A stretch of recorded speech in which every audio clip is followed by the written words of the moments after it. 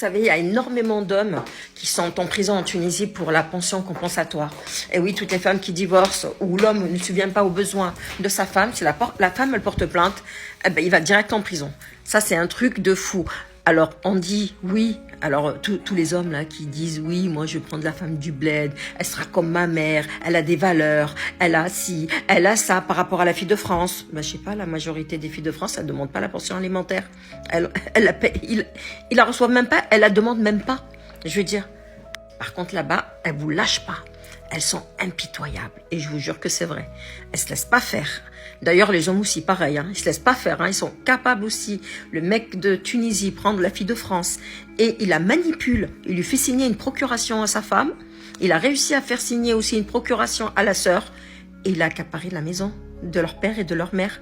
Un truc de fou. Je vous jure que c'est vrai. Ça arrive aussi. Et là, elles sont toutes les deux, les deux sœurs, ça arrive aussi que dans la famille, ils ne se parlent plus à cause de ça. Parce que le mec, il a manipulé d'abord la femme, le mec du bled, qui est très malin, il a manipulé la fille de France, qu'il était marié avec elle, donc quand il a divorcé. Mais avant ça, il a fait signer un truc écrit en arabe. En fait, je pense que c'est une procuration. Et la sœur, pareil, elle a signé. Et il les a tous manipulés. Et puis du coup, il a récupéré la maison du père et de la mère. C'est un truc de fou, voilà. En fait, c'est nous, les filles de France, on est des bêmes. Franchement, on est des bêmes, on est des nuls.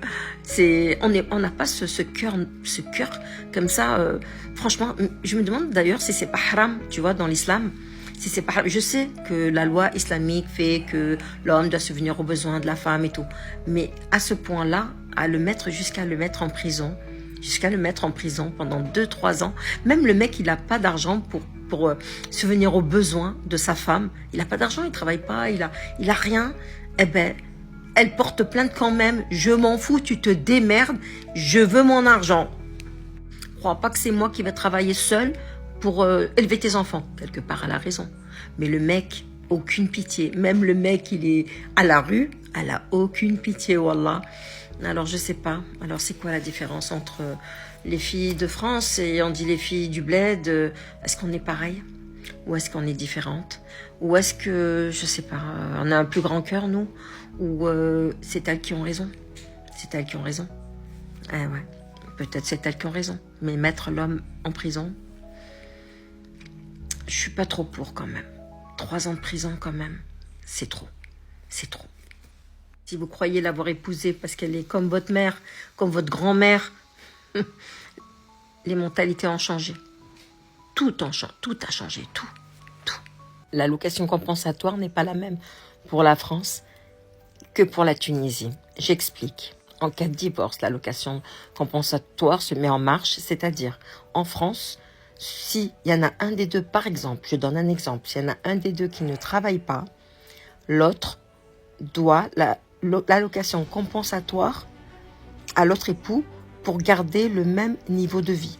C'est-à-dire, moi je connais par exemple, je vous donne un exemple, hein, je connais je crois que c'était une Marocaine qui était mariée avec un clandestin. Elle lui a fait les papiers. Et le problème, c'est que finalement, leur couple n'a pas marché.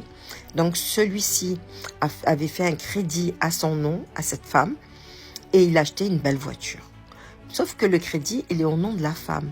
Mais il est au nom de la femme, donc c'est la femme qui paye. Sauf que lui ne travaille pas. Il a demandé l'allocation compensatoire. Alors non seulement elle paye le crédit de la voiture, et en plus de ça, elle est obligée de lui donner l'allocation compensatoire. Et par contre, elle dure à peu près 8 ans, hein, cette allocation. Donc que ce soit un homme ou une femme, si l'un des deux a un niveau de vie plus bas que l'autre, tout dépend le temps que vous avez passé avec lui, le nombre d'années marié avec lui, l'âge, s'il est à la retraite ou pas, enfin, il y a des critères quand même. Mais ça dure 8 ans. Par contre, en Tunisie, c'est pas la même chose.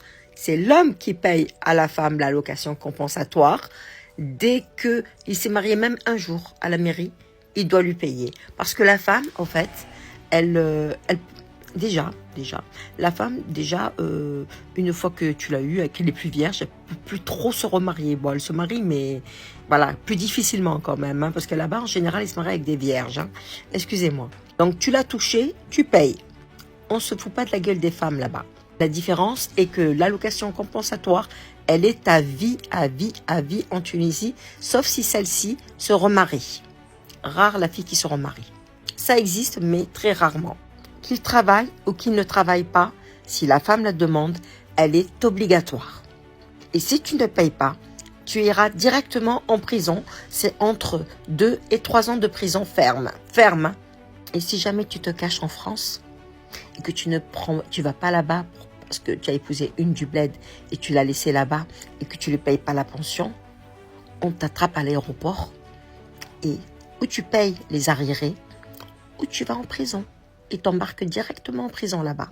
Donc tu restes coincé en France. Tu ne pourras plus remettre les pieds en Tunisie parce que tu as laissé ta femme là-bas sans allocation compensatoire.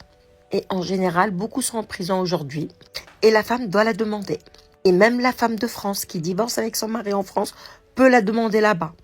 Et tout le jugement passe là-bas si le mariage est enregistré au consulat, ou en Tunisie. Et oui, en Tunisie, la femme est très, très, très protégée. À bon entendeur.